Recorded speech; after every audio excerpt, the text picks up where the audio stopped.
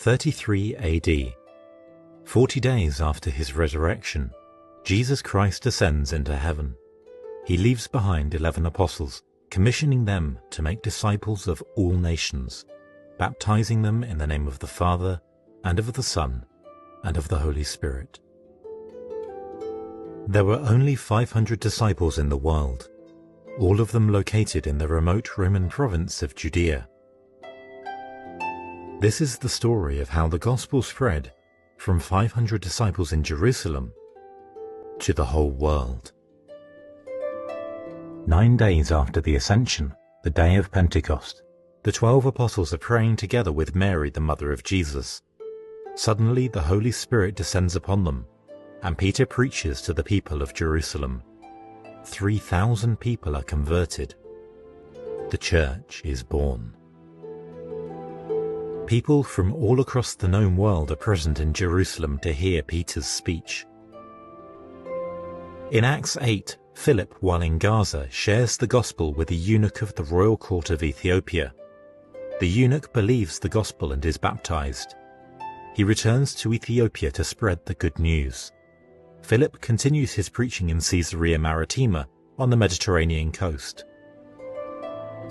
In Acts 11, persecuted disciples in Jerusalem flee as far as Phoenicia, Cyprus, and Antioch, where they spread the gospel. Antioch is the third largest city in the Roman Empire, after Rome and Alexandria. In Acts 13 and 14, Paul and Barnabas spread the gospel in Cyprus, Pamphylia, and southern Galatia. Following the Council of Jerusalem in Acts 15, Paul sets out on his second missionary journey from Antioch, preaching the gospel in his native Cilicia before moving on to Macedonia and Greece.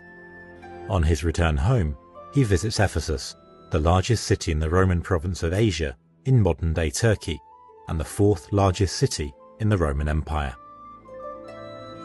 In Acts 18-21, Paul sets out from Antioch to visit the churches he had established across Galatia, Asia, Macedonia, and Greece before returning to Jerusalem.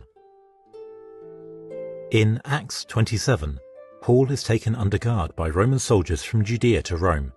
After leaving Crete, the ship is lost to a storm, but miraculously lands at Malta in Acts 28, from where Paul makes his final journey to Rome. The narrative history of the Bible ends in Acts 28 with Paul teaching the faith in Rome. Tradition tells us of the journeys of the other apostles. St. James, the older brother of John the Evangelist, preaches the gospel in Spain. He returns to Jerusalem where, in Acts 12, he is run through with the sword by Herod Agrippa. Philip spreads the gospel in Asia, where he is crucified upside down. Bartholomew travels to India. After sharing the gospel there, he travels to the Kingdom of Armenia,